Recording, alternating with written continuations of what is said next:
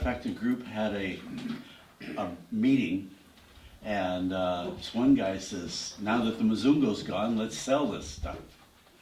Had 2 moles there, and he said, we can get cash for this scrap metal. And luckily, it's been 8 years now, and it's still in operation, so that guy failed on his effort. So you've got to have somebody that will stabilize this thing. And whether it's a community self-help group or whether it's a church. Many people come to me and ask to have projects, but I won't do it unless they can have an organization to work with. And as I mentioned, Eric's group, we were very elaborate in the fact that we had his yard where the cows are, and we made filters out there for 6 years with no cover. So if you notice your book there, one of the top priorities there is to get it covered. So, but one thing is you do have to organize some things. Yes. He did have a front porch that we could. Oh yeah, well we could store things. That's the other part is you need someplace that's going to be secure to put your tools and your molds. And we had his front porch, which wasn't large, so you kind of wormed your way into the house. And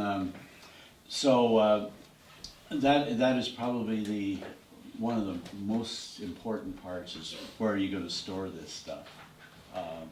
You just can't put it out because scrap metal is a real important source of income. So therefore, have somebody that you can trust and somebody a secure place to put your things. And one of the things we do in production, though, is we do not buy mass quantities of cement. The climate is generally quite high humidity, so it's better that if cement is going to go bad, that it go bad at the dealer rather than on your site that you've already paid for. Yes? If you need to store it for a prolonged period of time, does plastic sheet help, or does it still? Yeah, it still does, as long as any humidity can get to it. Then you pick it up and you've got this solid rock. Yes. And it will not make a filter for you. And yes? I just wanted to say, in response to that question, I have had success myself. If you put the bag in a plastic garbage bag, Yeah. and you seal that bag, Mhm. you can extend its service life, but you're very right. Yeah. Turn it to a brick. And so the minimum possible, that you need some bags to keep your production going. And find your sources as close as possible. Sometimes I pay a little bit more from the local vendor than I do if I go to the large town. And I might save equivalent to about 50 cents a bag or something like that. So you're not going to break the bank by buying in small quantities. You're also better off dealing with local vendors. Oh yeah. Adding to the local And besides, you're wanting to sell into this community. And the more you can do in that community and make yourself familiar with that community, the better off you are. And so many of these communities are very small. Some of them might see 1 or 2 cars go through it a day, if any. So most everybody walks. So anyway, the other thing about the production, though, is that just organize the thing. And like when you have an outdoor location is all over the place. They make bricks, fire bricks from clay. And when you go to divide your material up, we try to get tarps or visqueen to put on the ground like we're kind of doing here. But we divide things off with, we don't have those tubs. And we just divide things off by bricks so that we can keep our materials separate. And also it gives us a chance to let things dry out. And it's nice if you have been around a while, and then you can put up a shed. You don't have to put up much. 4 posts and some iron sheet, and you can have yourself a halfway decent building for $300 or so. And one of the things we try to get to early on is a place to mix the cement, and then also where to put those filters after you've accumulated them. And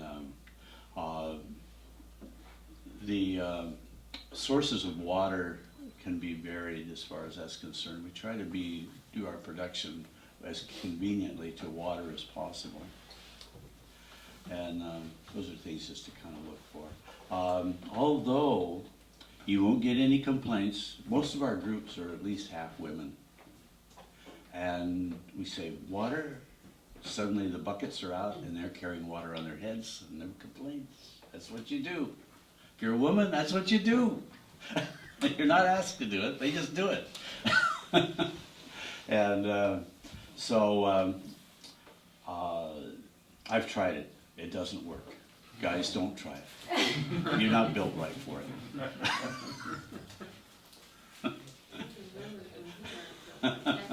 You've grown up having done little ones since you were 4 or 5 years old. Yeah, and so anyway, I tried it one day, and I put about 3 gallons on my head, and I thought, oh, shit, this couldn't be that bad. And these kids were carrying full 20-liter containers, you know, and I thought, well, 3 I can handle. And I was staggering along up this trail, and this mama come up behind me, Mr. Dell, you need some help? And I said, yes.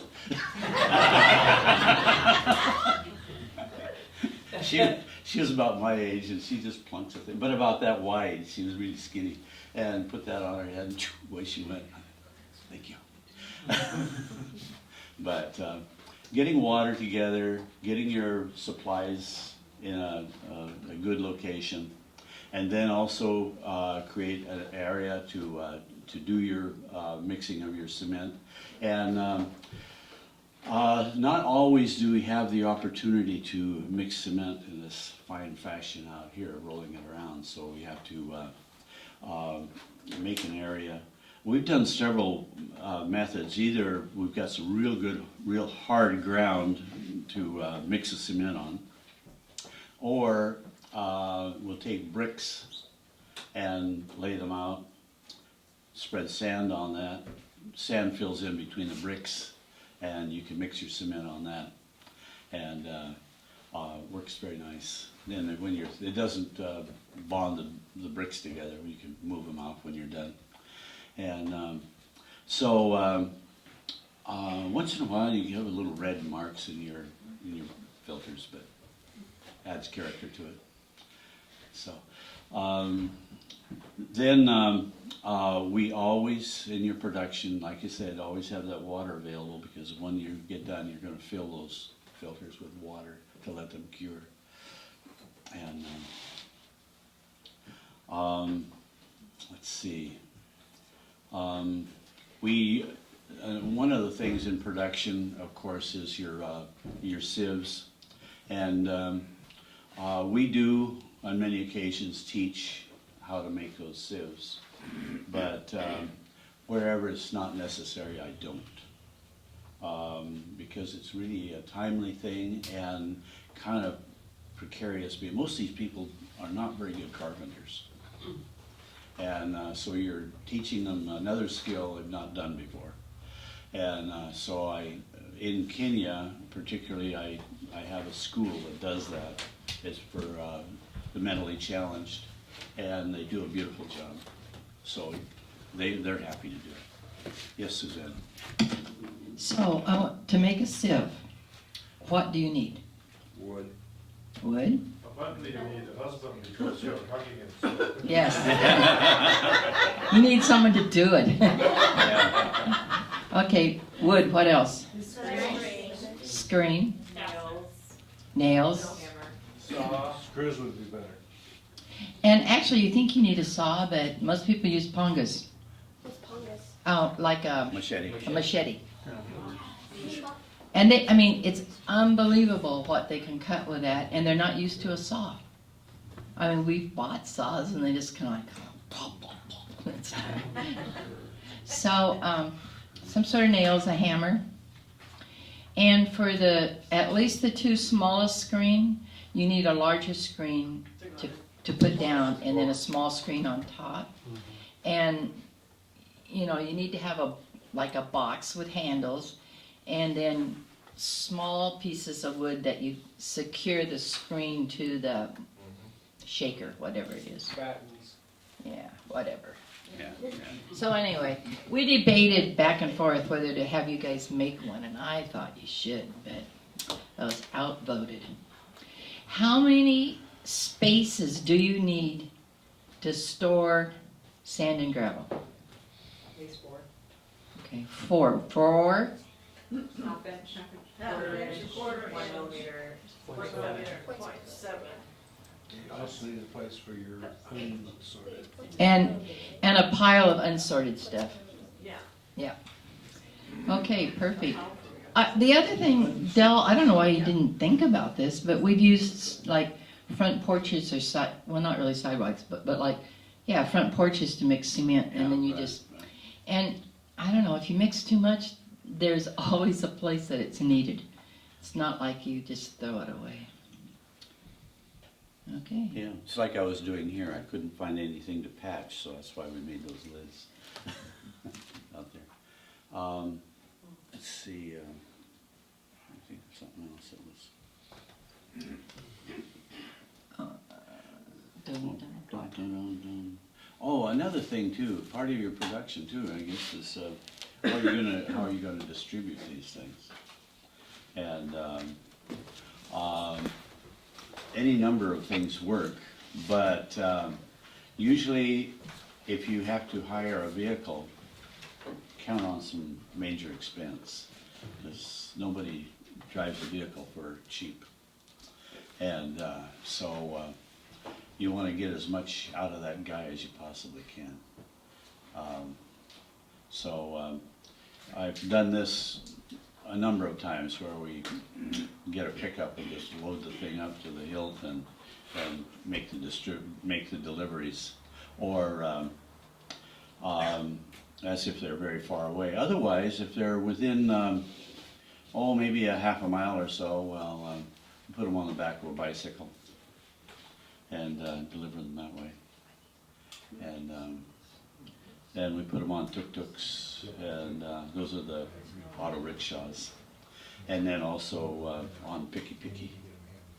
And, yeah, motorcycles. Yeah. And they can handle one on a motorcycle. It weighs about as much as a good-sized person would, so they can do it. Especially if you're paying them a little bit, they'll do anything. And let's see. I know there was one major thing I was trying to think of, so I guess if you have any questions, well, please, maybe it'll ring a bell. How do you secure them on the back of a motorcycle? They take inner tube, and they buy these guys, or they make a business out of this, is making long strips out of inner tube, and you stretch, it's like a big bungee cord, and they wrap it and wrap it and wrap it, and then they tie it off, and it's amazing. You see big loads all tied up that way. I've got a picture of a person with a full-size sofa strapped sideways across the back of it. Yeah. And what Yeah. do you find most currently on average as underlay to work on, as work surface? The which now? As Work surface. Oh, the layer work to on. surface, actually hard ground is the most common. And that's, Stamp soil. yeah. And it, you know, if a person's reasonably careful, you don't get much dirt in there. It's, I think almost every place we've been able to buy tarps though.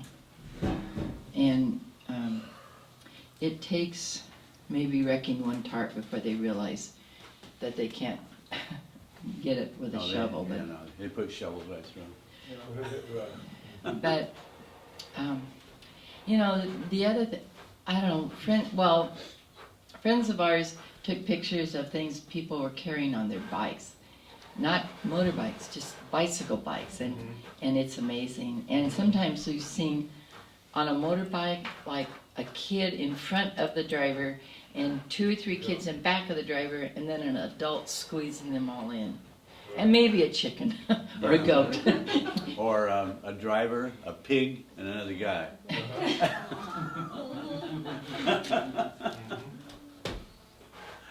Actually, we don't have pigs very often, but No, I've we seen had, them. yeah, in Uganda for some reason, we ran into more pigs. And in Kenya, we've had quite a few goats on riding motorcycle. You teach them, they'll ride it. The goats I've seen didn't look very happy. But No, they're not, no, they're not smiling at all. The, Usually they're for somebody's dinner. yeah.